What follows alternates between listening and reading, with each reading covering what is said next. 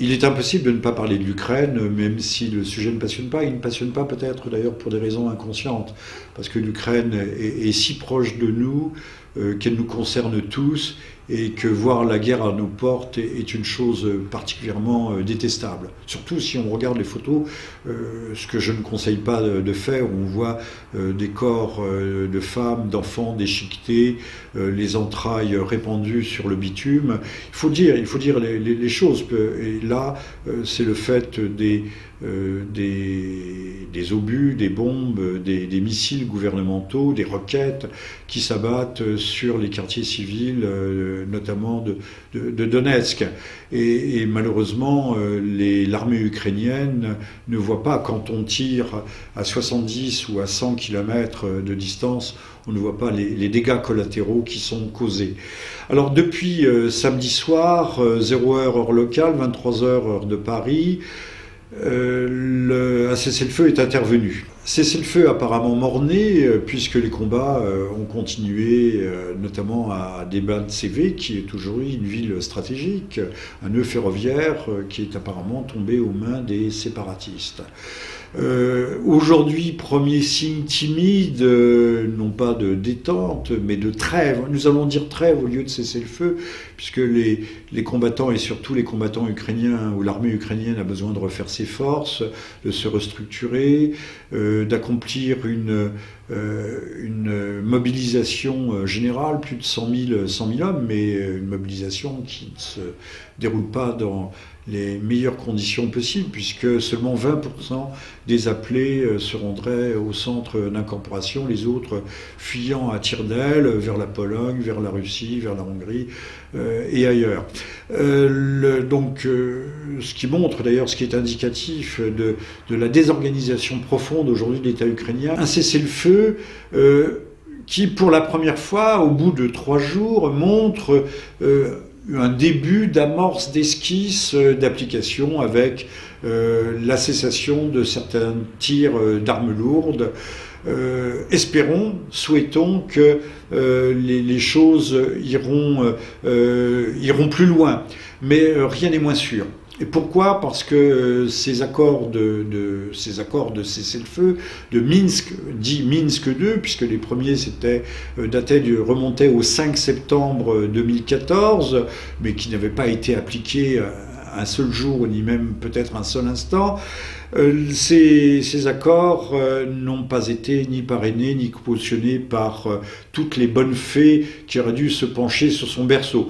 Pensons, je ne sais pas si Madame Mogherini, la haute représentante pour la diplomatie, la sécurité, les affaires étrangères et la sécurité de l'Union européenne est une bonne fée. Toujours est-il qu'elle n'a pas participé à ces négociations où seules 4 parties, la France, l'Allemagne, la Russie et l'Ukraine, en la personne de l'oligarque Poroshenko, se sont concertés.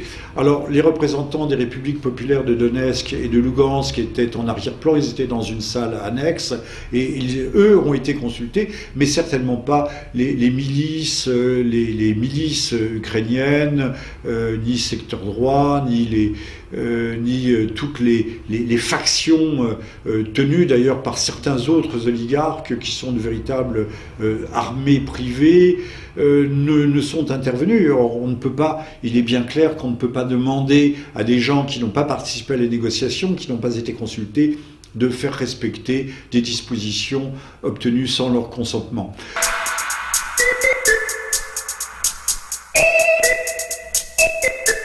Parmi les grands absents de ces négociations, j'ai cité Madame Mogherini, mais il faut citer le Royaume-Uni, qui pèse lourd, pourquoi pas l'Italie aussi, qui sont des États importants, qui ont leur mot à dire, mais plus encore les États-Unis, en la personne de M. Obama ou de son représentant, M.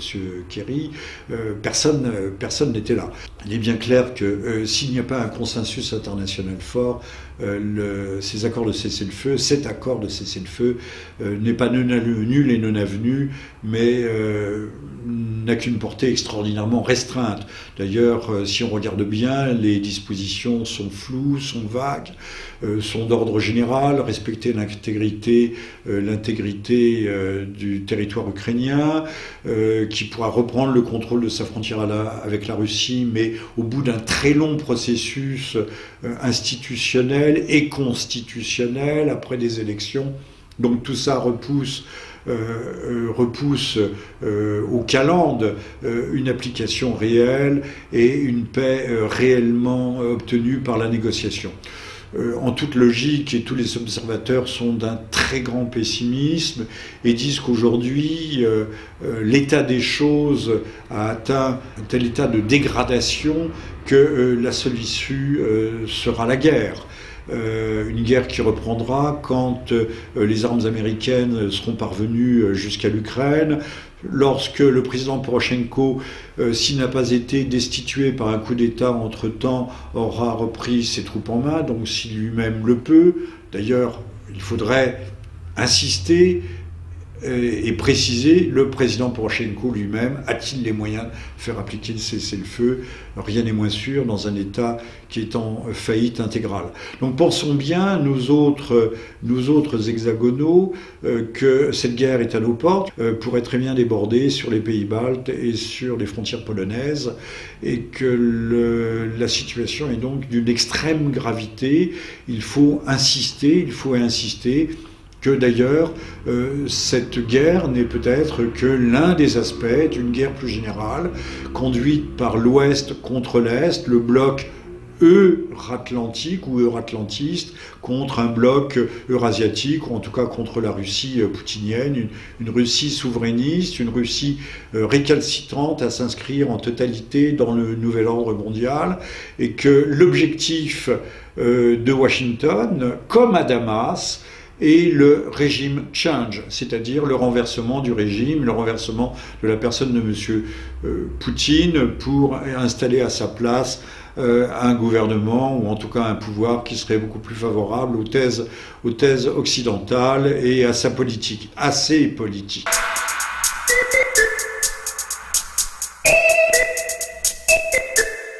Dès lors qu'on ne change pas de cas de figure, dès lors que Washington n'affiche pas d'autres options, alors qu'on sait que le Congrès américain, qui aujourd'hui tient M. Obama par la barbichette, que tant que l'Amérique ne changera pas ses options, et l'Amérique est loin, elle peut susciter, déclencher, entretenir un brasier en Europe, elle s'imagine qu'elle est hors de portée de toute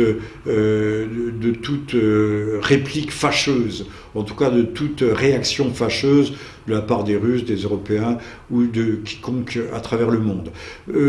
Donc prenons garde, regardons qu'il y a un arc de feu qui se dessine de l'Ukraine en passant par Damas, par la Syrie, et qui aujourd'hui se poursuit à nouveau et va se retrouver en Libye.